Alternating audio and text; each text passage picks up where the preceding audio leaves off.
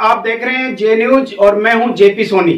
खबरों में आगे बढ़ने से पहले जिन लोगों ने चैनल को सब्सक्राइब नहीं किया है वो चैनल को सब्सक्राइब करें, लाइक करें, शेयर करें और खबरों का नोटिफिकेशन प्राप्त करने के लिए बेल आइकन का बटन जरूर दबाएं। आज दिन भर की तमाम खबरें देखने से पहले नजर डालते हैं आज की हेडलाइंस पर। केकड़ी क्षेत्र में बिजली से नहीं, बिजली के बिलों में लगा करंट। कई तरह के सरचार्ज जोड़कर बिजली कंपनियों ने थमाए हजारों के बिल। आम लोगों को नहीं मिली राहत। रात की आग में केकड़ी क्षेत्र के लोग काट रहे हैं बिजली विभाग के चक्कर, नहीं लगा कुछ हाथ। केकड़ी में बजरी से भरे अवैध डंपर से दर्दनाक हादसा होने के बाद भी प्रशासनिक अधिकारियों की नहीं जागी नींद। 3 दिन बीत जाने के बाद भी नहीं हुई कोई प्रभावी कार्रवाई। बजरी माफियाओं के साथ साथ क्या प्रशासनिक अधिकारी भी हो गए भूमिगत। मुख्य चौराहे पर नाका बनाने का दिया था आश्वासन। सावर कस्बे में बिना मास्क के घूमने वाले लोगों के खिलाफ सावर पुलिस की कार्रवाई दूसरे दिन भी रही जारी। सावर पुलिस द्वारा 1 दर्जन से भी ज्यादा लोगों के काटे गए चालान। जोताया ग्राम में महादेव मंदिर में 2 दिवसीय धार्मिक कार्यक्रम की हुई शुरुआत। कलश यात्रा के साथ हुए धार्मिक कार्यक्रम की शुरुआत। सरकार व यूएनएफपीए संस्था द्वारा कोविड-19 के प्रति लोगों को जागरूक करने के उद्देश्य से चलाए जा रहे जागरूकता रथ शनिवार को पहुंचा केकड़ी। जिला चिकित्सालय के पीएमओ डॉक्टर गणपत राजपुरी ने हरी झंडी दिखाकर किया रवाना। और आइए अब देखते हैं खबरों को विस्तार से। कोरोना काल में बिजली विभाग ने आम आदमी की इस तरह कमर तोड़ दी है मानो किसी जन का बदला निकाला जा रहा हो। वैसे तो बार बार कई राजनीतिक पार्टियां और आमजन के द्वारा लॉकडाउन के दौरान लोगों पर पड़े आर्थिक भार के कारण सरकार से बिजली की बिल माफ करने की मांग की जा रही है, लेकिन सरकार ने तो आम जनता का बिजली का बिल माफ नहीं किया, लेकिन विभाग ने लोगों को बिल थमाकर सिर के बाल साफ कर दिए।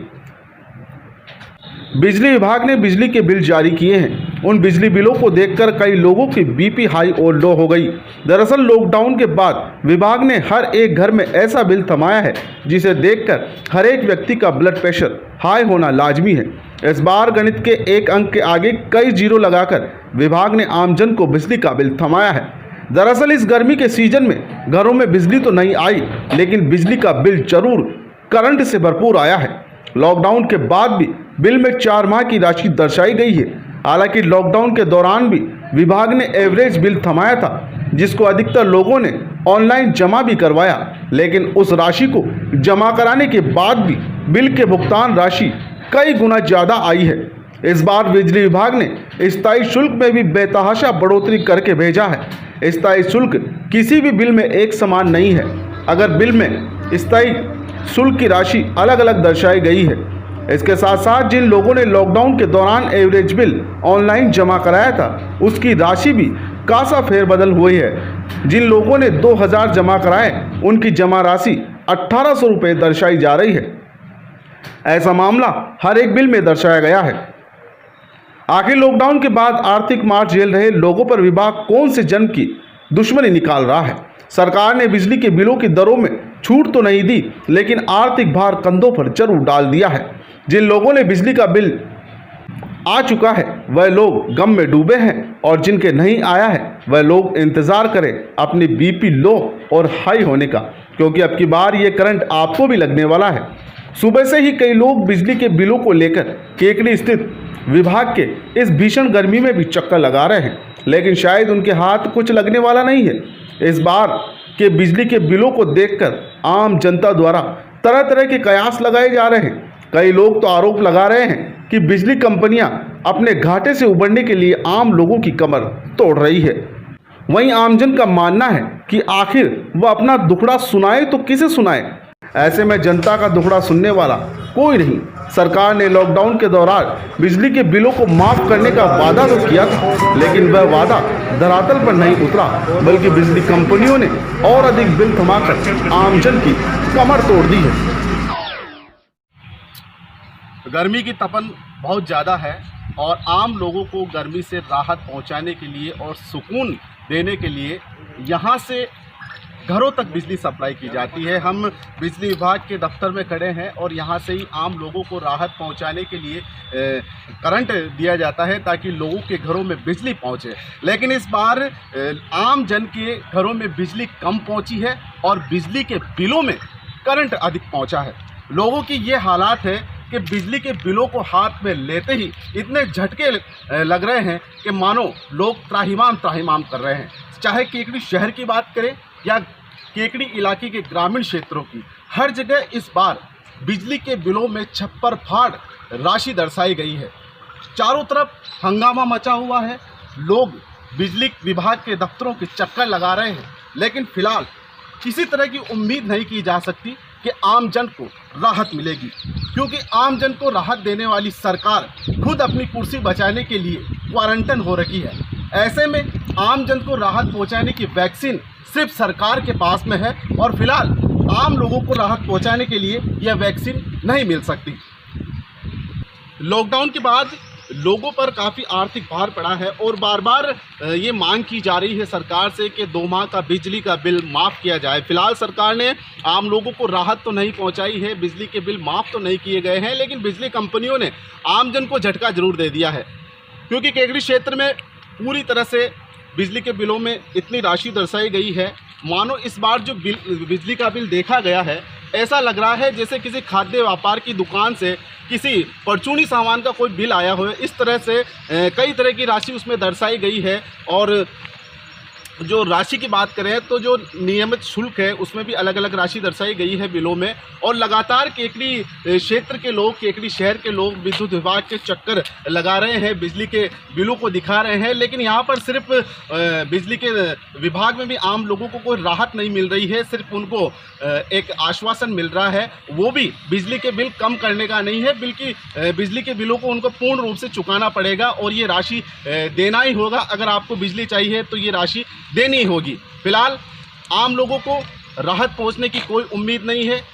लोगों की क्या पीड़ा है, सुनिए उन्हीं की जुबानी।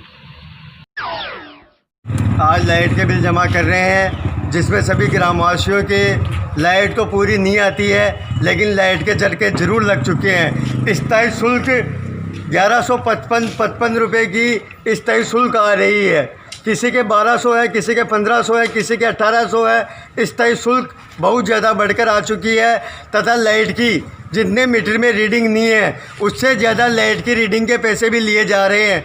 जितने गरीब आदमी हैं उनको परेशान किया गया तथा सभी गई दफ़े के बिल जमा करवा चुके हैं। गई दफ़े के बिल के डिमांड के और इनके पैसे जुड़ के बिल के अंदर आ रहे हैं। ये बिल रहा जिसमें 1155 रुपये स्थायी शुल्क लग रही है। किसी के 800, किसी के 1500, किसी के 2000 स्थायी शुल्क चल रही है।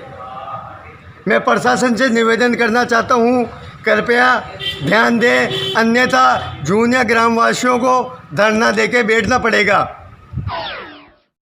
और इस बार है 2388 रुपये, डायरेक्ट 1000 रुपये एक्स्ट्रा लगे थे। पहले से ज़्यादा हुआ ना बिल तो। एक्स्ट्रा बिल किस बात का, लॉकडाउन में कुछ कमाए नहीं, फिर एक्स्ट्रा बिल किस बात का? पहले जमा करवाए क्या आपने? पहले करवाए 1358 रुपये। अभी कितना आया? अभी आया 2388 रुपये। 2388। डबल बिल हो गया वो तो डायरेक्ट। जमा कराने के बावजूद आपके डबल बिल हो चुका है। यही तो पहले का जमा करवाया है 1358 रुपये, फिर भी 2388 रुपये डबल बिल हो गया डायरेक्ट। हो गया अभी तो 1221 है। कितना बिल आया आपके? 12 है, 1221। पहले कितना आता था? 700 ऊपर ना हो, 700 750। 700 से ऊपर आपके कभी बिल नहीं है यार। आपके 1200 है। हाँ 1200 आपने जमा करवा दिया? आओ इससे पहले वाला बिल जमा करवाया? करवा दिया। ठीक है। चौगालाल आचार्य का लाइट का बिल है। इसके अंदर 18/7/2020 को बिल जमा होना है। 3434 रुपये का बिल है, लेकिन इसको जब अपन ऑनलाइन कंप्यूटर पे ई-मित्र पे जमा करवाते हैं तो इसमें 24 जून लास्ट तारीख लिखी हुई है, इसलिए इसकी पेनल्टी लग के 3565 रुपये जमा हो रहा है 18 तारीख के पहले। आज 18 भी, आज भी नहीं हो रहा, उससे पहले भी नहीं हो रहा था।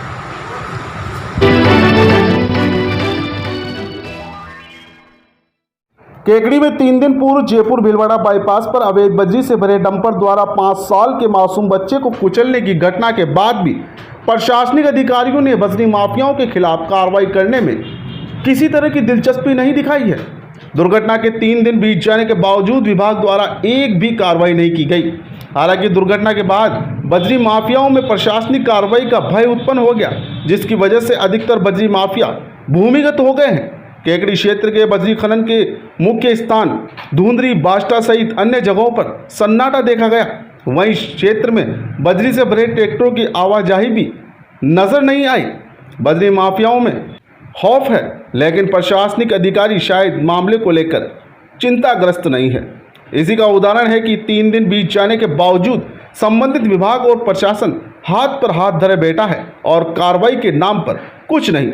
जबकि दुर्घटना के दौरान आक्रोशित लोगों ने बजरी माफियाओं के खिलाफ कार्रवाई करने को लेकर मुख्य मार्ग पर नाका बनाने की मांग की थी और प्रशासन ने लोगों को आश्वासन भी दिया था, लेकिन 3 दिन के बाद भी ना तो कोई नाका स्थापित किया और ना ही कोई कार्रवाई। इससे साफ जाहिर होता है कि बजरी माफिया के प्रति प्रशासनिक अधिकारियों की शीतलता ही इन लोगों के हौसले बुलंद करती है और फिर यही बजरी माफिया प्रशासनिक अधिकारियों पर हावी होते हैं। फिलहाल देखना यह होगा कि अब प्रशासनिक अधिकारी बजरी माफियाओं के खिलाफ कार्रवाई करते हैं या सिर्फ थोथी घोषणाएं ही साबित होगी। हालांकि दुर्घटना के बाद भी कई ग्रामीण क्षेत्रों में बजरी का खनन किया जा रहा है। यहां तक कि दुर्घटना के दिन भी खुलेआम ट्रैक्टर द्वारा बजरी खनन किया गया और बजरी माफियाओं में प्रशासन का रत्ती भर भी खौफ नहीं था।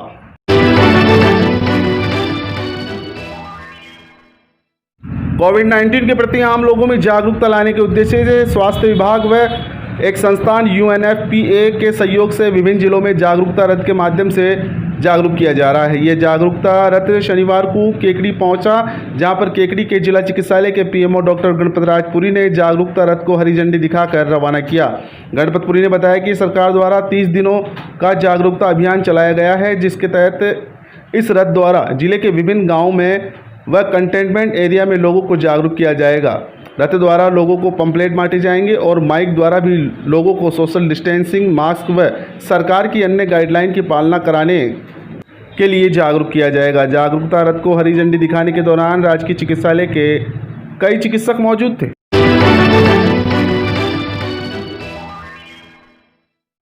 इसावर कस्बे में आज दूसरे दिन भी पुलिस द्वारा बिना मास्क घूमने वाले लोगों के खिलाफ कार्रवाई जारी रही। सावर थाना प्रभारी नियाज मोहम्मद के नेतृत्व में पुलिसकर्मियों ने कस्बे में बिना मास्क घूम रहे लोगों के 1 दर्जन से भी ज़्यादा चालान काटकर हिदायत दी।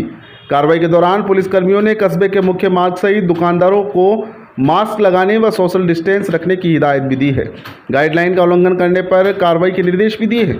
थाना प्रभारी ने नियाज मोहम्मद ने बताया कि राजस्थान भर में कोरोना का प्रभाव लगातार बढ़ रहा है। लॉकडाउन के बाद लोग कोरोना के प्रति लापरवाह होते जा रहे हैं, बल्कि अभी कोरोना खत्म नहीं हुआ है, बल्कि शहर में और बढ़ता जा रहा है। लोगों को सावधानी जरूरी है, लेकिन फिर भी लोग एहतियात नहीं बरत रहे हैं। थाना प्रभारी ने बताया कि सरकार की गाइडलाइन का उल्लंघन करने वाले लोगों के खिलाफ सावर पुलिस द्वारा लगातार कार्रवाई की जाएगी।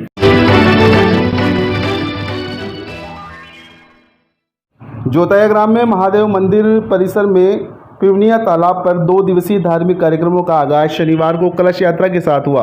कलश यात्रा में 50 महिलाओं ने भाग लिया।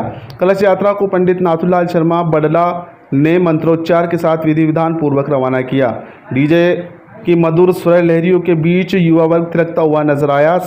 साथ ही भक्तिमय सुरीले संगीत में वातावरण भक्तिमय नजर आया। आयोजक मंडल के अनुसार रविवार को प्रातः 24 घंटे का रामायण पाठ शुरू होगा व सामवती अमावस्या के अवसर पर जलधारा का आयोजन होगा। इस अवसर पर तेजाधाम के मुख्य उपासक सत्यनारायण वैष्णव, पुजारी बद्री प्रसाद वैष्णव, बनवारी सिंह, बालू खारोल, छगना खारोल, ज्ञानचंद जैन, सीताराम वैष्णव, बबलू सहित आयोजक मंडल के कई सदस्य मौजूद थे। जोताया से जे न्यूज के लिए समद मंसूरी की रिपोर्ट।